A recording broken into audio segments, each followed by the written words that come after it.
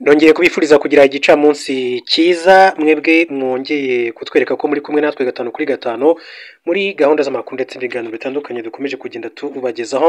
Amakuru akomeje kugenda avugwa kuri iki gicamunsi mu karere ka Muhanga ni mu ntara y'Amajyepfo mu Rwanda. Biravugwa ko abagabo babiri bakubise umugore kugeza ashizemo umwuka.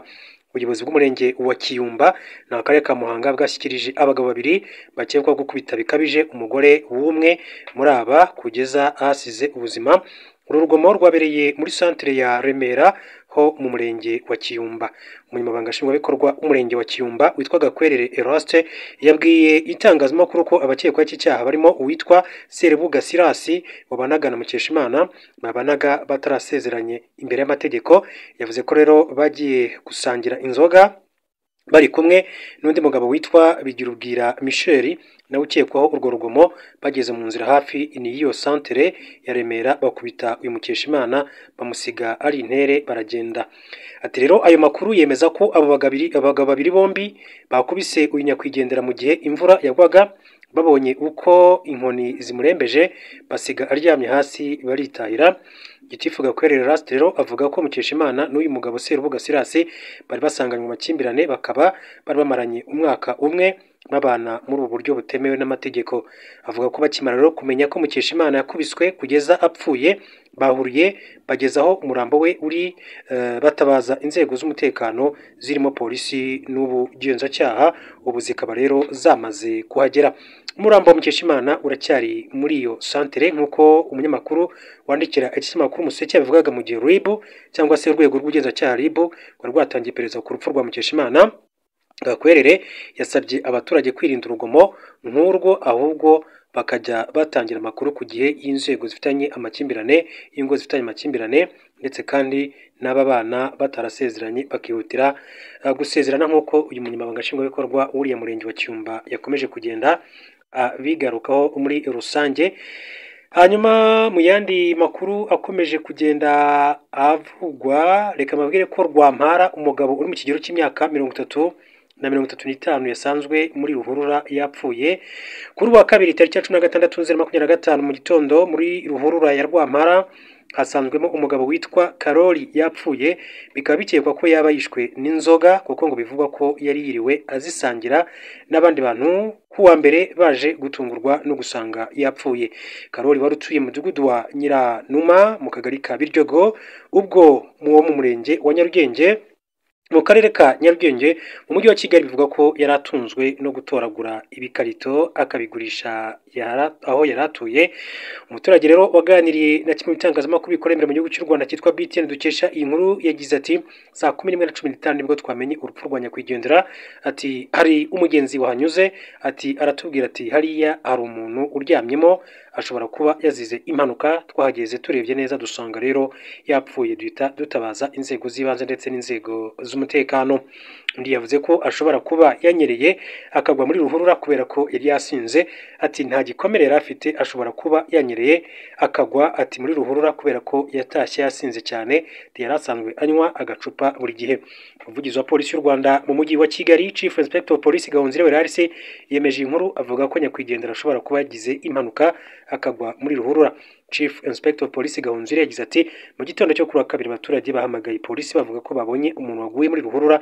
Polisi ifatanyije n'izindi nzego muri ako gace bagezeyo basanga uwo mugabo yaguye muri ruhurura yamaze kwitaba Imana. Ati kubera yari yiriwe anywa inzoga bikekwa ko yaba yagize impanuka akagwa muri ruhurura kubera inzoga. Yongeye ko Karoli kandi yari mu kigero cy'imyaka 30-35 kuko nta byangombwa yasanganywe. Polisi ivuga ko hatangiye iperereza kandi hafashwe ibimenyetso bya gihanga byoherezwa ku bitaro bya Kacyiru kugira ngo rero hamenyekane icyaba cyamwishe, se yaba ari impanuka cyangwa wenda yaba ari ikindi kibyihishe inyuma.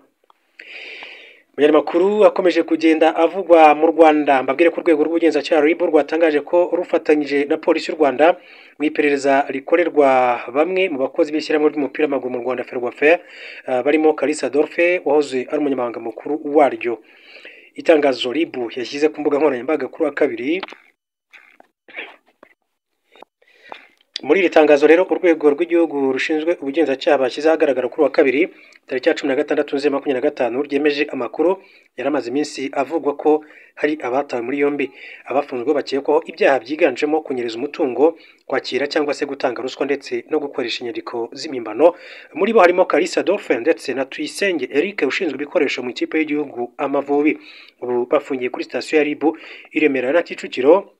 Iperereza rirakomeje kandi dosiye ya Kalisa Dolphin yamaze gushyikirizwa ubushinjacyaha nk'uko amakuru akomeza kugenda bivuga. RIB rero yongeye kwibutsa ko gukoresha ububasha bw'akazi mu nyungu bwite ari cyajyanwa n'amategeko, iburira abayobozi n'abakozi bose kuba babyirinda.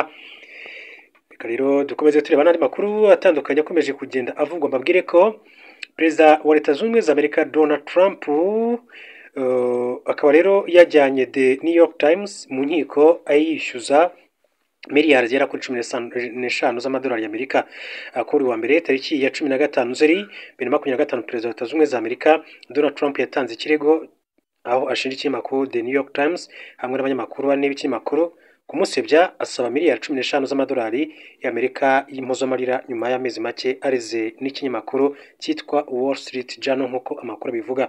Trump rero yavuze ko iki kinyamakuru ari igikoresho cy'ishyaka ry'abademokrate, anagishinja gukwirakwiza ibinyoma kandi bisebanya kuri we, umuryango we ndetse n'ubucuruzi bwe.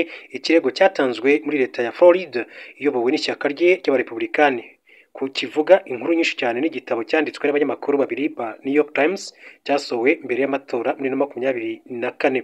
Icyo kirego kigira kiti ibirimo ni bimwe mu bimaze imyaka ibarirwa muri za mirongo byakozwe na New York Times byo gusebanya nkana kandi bibi kuri Perezida Trump. Abaregwa batangaje ibyo bintu mu burangare bazi ko ari ibinyoma ati kandi cyangwa se batitaye ku kumenya niba ari ukuri cyangwa se niba ari ukubeshya. Ikinyamakuru New York Times nticyahise gisubiza icyifuzo cyo gutanga ibisobanuro nk'uko inkuru dukesha LA News ibivuga. Mu butumwa yanditse ku rubuga nkoranyambaga rwe bwite Truth Social, Trump yavuze ko gushyigikira iki kinyamakuru uwo bari bahanganye mu ishyaka ry'abademokrate mu matora aheruka ya perezida, yandika ko New York Times yashyize Kamala Harris kuri page y'imbere mu nkuru imwamamaza, cyamukozeho ikintu kitigeze kibaho mu mateka y'Amerika. Bije nyuma y'iminsi mike ikinyamakuru gisohoye inkuru kivuga ko cyakangishijwe gukurikiranwa mu mategeko na White House kubera gutangaza inkuru ku rwandiko Trump yaba yarandikiye umugabo washinjwe ibyaha byo gukoresha abana ubusambanyi Jeffrey Epstein. Benshi bemeza ko yari inshuti ya Trump ndetse bakoranye ayo mabi kimwe n'abandi banyacyubahiro batarajya ku mugaragaro kugeza amagingo ngaya. Trump yakanye ko ari wanditse iyo nyandiko yarimo igishushanyo cy'urukozasoni ndetse n'umukono we mu gitabo ku isabukuru y'imyaka 50 ya Epstein. Perezida wa Amerika yareze ibitangazamakuru bizwi cyane mu bihe byashize. Muri Nyakanga Trump yatangije ikirego ku kinyamakuru Wall Street Journal n'umuherwe ufite ibitangazamakuru binyuranye Rupert Murdoch nyuma y'uko ikinyamakuru gitangaje bwa mbere ibijyanye n'iyo nyandiko twavuze aruguru yitiriwe Bwana Trump. Yareze kandi ABC News, umunyamakuru wayo George Stephanopoulos hamwe n'ikigo cy'itangazamakuru cyo muri Amerika Paramount kubera interview ya Kamala Harris mbere y'amatora. Imanza zarangijwe rero mu bwumvikane yishyurwa miliyoni zigera kuri 15 z'amadolari ya Amerika nk'uko amakuru akomeza kugenda abivuga.